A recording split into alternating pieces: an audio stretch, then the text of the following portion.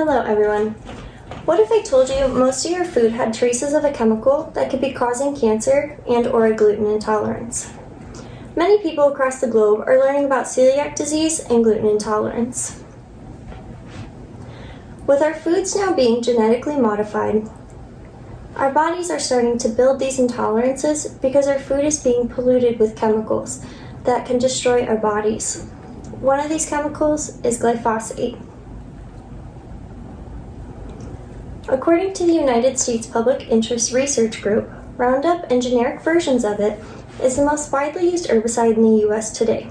Nearly 1.8 million tons of glyphosate have been used in the U.S. since its introduction in 1974. This is Monsanto's Roundup. It's in cookies, breads, corn, crackers, chips, breakfast cereals, and beer. The list goes on and on and on. The active ingredient in Roundup is called glyphosate, and it's used by backyard gardeners and industrial farmers alike to kill invasive weeds. I believe that if we found an alternative to glyphosate, we would be able to take this chemical out of our food products and help our bodies rather than hurt them. Glyphosate is getting the attention it deserves, being named as the culprit in a $280 million cancer lawsuit, and now labeled as a carcinogen by the World Health Organization and the state of California. It may be time to look at the chemical's relation to cancer, celiac disease, and gluten intolerances. This chemical has triggered multiple lawsuits from people who believe that exposure to this herbicide caused their non-Hodgkin's lymphoma, which is a cancer of the immune system. Today, I would like to talk to you about what glyphosate is, how it is hurting our health, and what we can do to help stop the use of it. Glyphosate is the active ingredient in Roundup and is the most widely used herbicide in the world. Herbicides containing glyphosate are important to farmers because they kill weeds that decrease crop yields. The herbicide dries out the crop so it can be harvested sooner. But is having our crops dry out faster more important than our health? According to Malkin, in 2015, the World Health Organization's Internal Agency for Research on Cancer, or the IARC, classified glyphosate as probably carcinogenic to humans, after reviewing years of published and peer-reviewed scientific studies. The team of international scientists found there was a particular association between glyphosate and non-Hodgkin's lymphoma. More than 42,000 people have filed suit against Monsanto Company, now Bayer, the owner of Roundup glyphosate, accusing that the exposure to Roundup caused them or their loved ones to develop non-Hodgkin lymphoma, and that Monsanto covered up the risks. Another issue that is becoming more known with glyphosate is the lead to more gluten intolerance issues in people. Glyphosate disrupts the gut bacteria, which can lead to this. It has been proposed that glyphosate, the active ingredient in the herbicide, Roundup, is the most important causal factor in this epidemic. The number of people diagnosed with gluten intolerance and celiac disease has risen in tandem with the increased use of glyphosate in agriculture, especially with the recent practice of drenching grains in the herbicide right before harvest, which started in the 1980s and became routine in the 1990s, according to Crow. Most of the non-organic wheat in our country is contaminated with this chemical that is causing issues. Using Roundup on wheat crops throughout the entire growing season, and even as a dehydrator just prior to harvest, may save the farmer money and increase profits, but it is devastating to the health of the consumer and the farmer.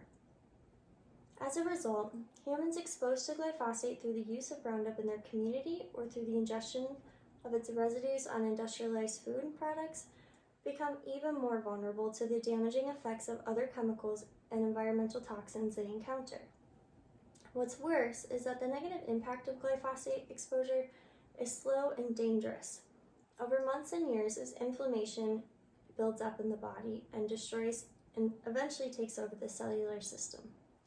The U.S. Environmental Protection Agency, or the EPA, states that the use of glyphosate is within safe levels, but numerous individual studies will say otherwise. Model predictions suggest that we can farm profitably without glyphosate by consistently utilizing key non-herbicidal weed management practices. We as consumers can sign petitions and send letters to the EPA that glyphosate should be banned. Other countries have banned it, so why can't the US? If we are successful in banning the use of Roundup in enough cities and states, it could affect the health of millions of people in the US. With an ultimate goal of removing the millions of pounds of Roundup used in cities and gardens every year, it sets the stage for a larger national action. Making the change to ban glyphosate could be detrimental to agriculture farmers. They wouldn't be able to get out as many crops before, but by slowly making the change to alternatives and getting glyphosate banned, it could be done. There are other weed killers on the market that are organic and safe for the planet and humans. This could help keep the production of crops up. It's absurd that a weed killer designed to make our lives more convenient and food production more efficient should be allowed to put public health at risk. We need to stand up and make the change happen, or these big companies will continue to put our health at risk. I've spoken with you today on the issue of glyphosate, including the health risks like cancer and gluten intolerances. I've also explained how you can make a difference by sending in your opinion to the Environmental Protection Agency. This change can be done, and it will take time, but the EPA needs to hear our opinions in order for them to take action. Yes, glyphosate is probably carcinogenic to humans based on 3 strings of evidence. That is clear evidence for cancer in experimental animals, limited evidence for cancer in humans from real-world exposures of exposed farmers, and also strong evidence that it can damage the genes from any kind of other toxicological studies.